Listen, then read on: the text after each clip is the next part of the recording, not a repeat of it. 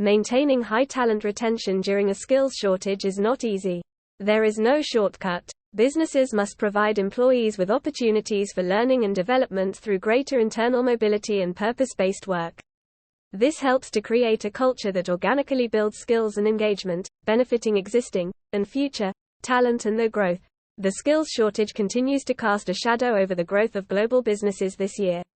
Despite the supply of talent in the market, a considerable number of candidates just do not fit the requirements needed to fill specialist roles in areas like tech and finance. I often see businesses struggling to combat this, defaulting to plans that divert more effort into attracting and recruiting new talent. But they can do more to invest in a strategy that does not rely on the highs and lows of the market. I believe that what businesses do internally can be a critical source of workforce transformation. According to research, 84% of employees expect their employer to provide the training and education they need to stay up to date with changing skills in their industry. But many employers simply are not investing enough into learning and development, despite employee appetite. With such a deficit of skilled talent, the last thing employers should want to do is lose the good people they already have. So, here are my tips for how business leaders can foster an environment of learning and development that keeps employees engaged and skills gaps filled. Bring on the challenge. Around 2/3 of hiring managers say that younger workers quitting their jobs is a key reason why they are struggling to address the skills shortage. Failure to fill this gap in organizational knowledge can put significant strain on team productivity and businesses' ability to meet organizational goals. As humans, we are hardwired to seek out knowledge and wisdom, with an incredible capacity to learn. Providing controlled environments for new challenges and opportunities, especially for young workers, is one of the best ways for leaders to take advantage of this in their business. We crave new learning. You just have to provide the environment to embrace individual curiosity. That is not to say that you can avoid people deciding to leave the business. There will always be the top talent that decides they want to move to another industry, country or role. You cannot control that, but you can ensure that you provide an environment where people can explore and learn what they like doing, and what they do best in your business. Encouraging environments that keep people engaged is essential in a market where the rise of quiet quitting has exposed the need for businesses to rethink employee fulfillment. Open up internal mobility. This culture of continuous learning can be hard to instill.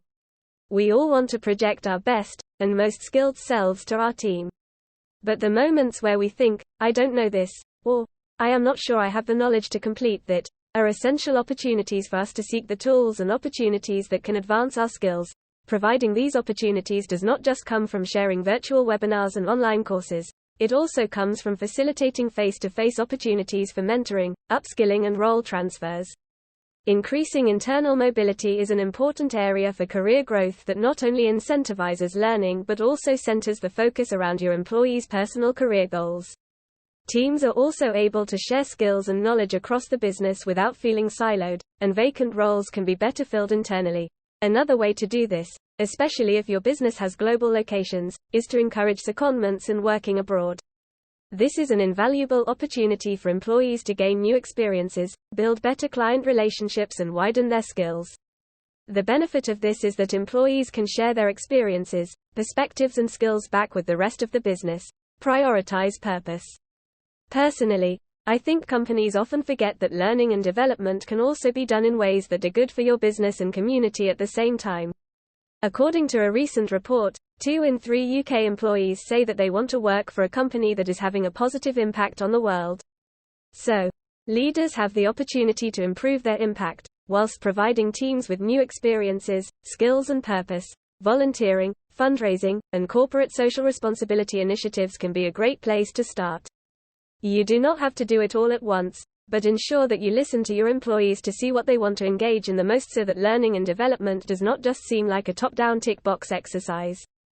Organic retention. High talent retention is not something you can achieve as a last-minute thought, or a plea when someone already has their foot out the door. You need to primarily create a culture that cares about the skills gap but also cares about bridging it in a way that benefits your existing and future talent's career growth. If you can do that, businesses will see higher engagement, curiosity and purpose all around. By Daniel Goldstein, founder and group CEO of Elements Talent Consultancy. Daniel Goldstein is the founder and group CEO of Elements Talent Consultancy. After launching the company in 2009, He first piloted the concept of embedded talent consultancy around 5 years later.